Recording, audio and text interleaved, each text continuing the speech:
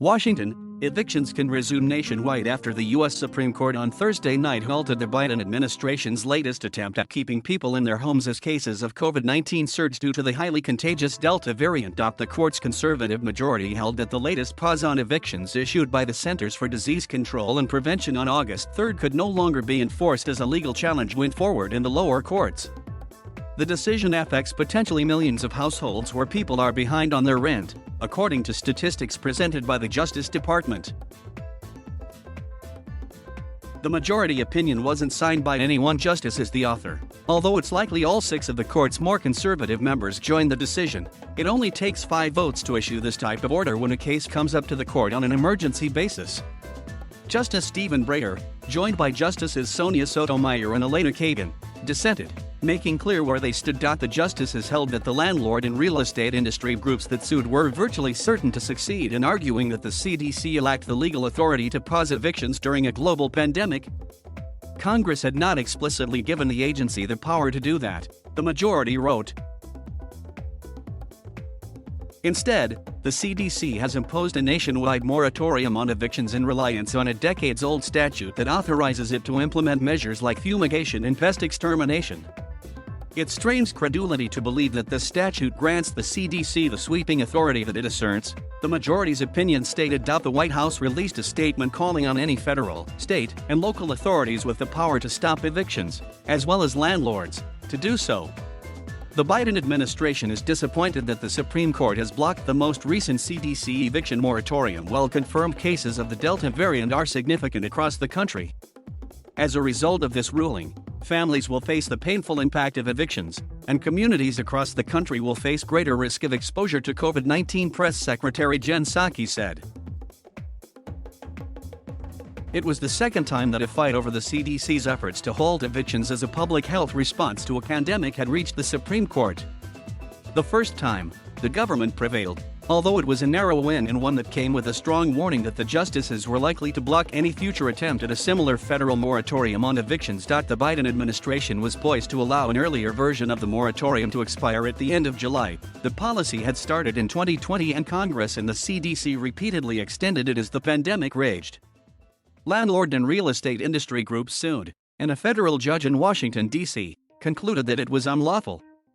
The government immediately appealed, and the U.S. Court of Appeals for the D.C. Circuit agreed to pause the lower court's decision and keep the moratorium in place while the Justice Department pursued its full appeal. The landlord challengers then petitioned the Supreme Court to intervene. The July 31st end date ultimately convinced a majority of the justices in a 5-4 order to allow it to remain in place for a few more weeks when the fight first reached the Supreme Court in June. In a one-paragraph statement that foreshadowed Thursday's loss for the government, however, Justice Brett Kavanaugh wrote separately to make clear that he agreed with the challengers that the moratorium was unlawful, but would let it stand because the July 31st expiration was already on the books. Kavanaugh, Chief Justice John Roberts Jr. and the 3 members of the court's liberal wing, Breyer, Sotomayor, and Kagan, made up the 5-justice majority. As that end date approached, however, and faced with the sudden and swift spread of the Delta variant, and no action from Congress to delay evictions further, the Biden administration decided to adopt a new version of the moratorium. Unlike the previous one, it wasn't nationwide. It halted evictions in parts of the country experiencing substantial or high levels of community transmission. But the CDC noted at the time that more than 80% of counties met that criteria as of the beginning of August, which meant it would still have a broad reach. The new order was set to expire on October 3rd. The CDC reasoned that allowing people to remain in their homes, as opposed to the communal options they were likely to seek out if they were evicted, such as moving in with family members or public shelters, would help stop the spread of COVID-19. The landlord and real estate industry groups that had gone to court to challenge the original eviction moratorium again raced to court. The district court judge who was still presiding over the case once again indicated she was prepared to strike down the moratorium, but declined to immediately block it, given the previous orders from the last round. The D.C. Circuit also denied the challengers' request to block the order right away, and the case swiftly moved back up to the justices. President Joe Biden had publicly acknowledged that the administration was on shaky legal ground when the new moratorium was announced earlier this month. But he said at the time that it was worth trying and, at a minimum, would provide a bit more time for relief programs to get financial assistance to people facing eviction. The bulk of the constitutional scholarship says that it's not likely to pass constitutional muster. Number 1. But there are several key scholars who think that it may, and it's worth the effort, Biden told reporters at an August 3 press conference. In Thursday night's opinion, the justices in the majority wrote that the geographic limit in the new version of the moratorium wasn't enough, describing it as indistinguishable from the old. The CDC adopted the moratorium based on a federal law that empowered the agency to take dramatic steps to stop the spread of communicable diseases. The law in one section listed examples of specific fixes that the CDC could order: inspection, fumigation, disinfection, sanitation, pest extermination, destruction of animals or articles found to be so infected or contaminated as to be sources of dangerous infection to human beings. The challengers argued that this list restricted the CDC's options and wouldn't cover an eviction moratorium. The government argued the law gave the CDC far greater authority to adopt measures to stop diseases from spreading and wasn't limited by the list of examples. The Supreme Court majority on Thursday sided with the challengers, writing that the public health law was clearly aimed at efforts to directly eradicate a particular disease. A ban on evictions to stop people from moving around and potentially infecting those around them was too indirect to fall under the law, the justices wrote, and allowing that interpretation would give the CDC a breathtaking amount of authority.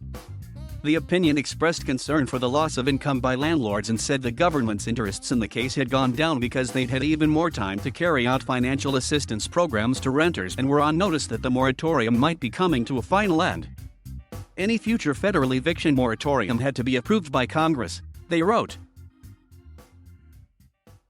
It is indisputable that the public has a strong interest in combating the spread of the COVID-19 Delta variant. But our system does not permit agencies to act unlawfully even in pursuit of desirable ends, the justices in the majority wrote. In his dissent, Breyer gave the Biden administration more credit for trying to narrow the scope of the moratorium, even as its reach across the country was growing because of how swiftly the disease was again spreading. He wrote that he wasn't convinced that the government would lose on the merits of the case, giving more weight to the argument that the public health law at issue did give the CDC broader power to act. The spike in COVID-19 cases also should have tipped the scales in favor of keeping the moratorium in place, Breyer wrote. At least while the government's appeal in the underlying case continued to work its way through the courts, public interest is not favored by the spread of disease or a court's second-guessing of the CDC's judgment, Breyer wrote.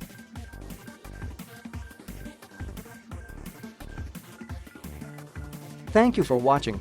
Please subscribe.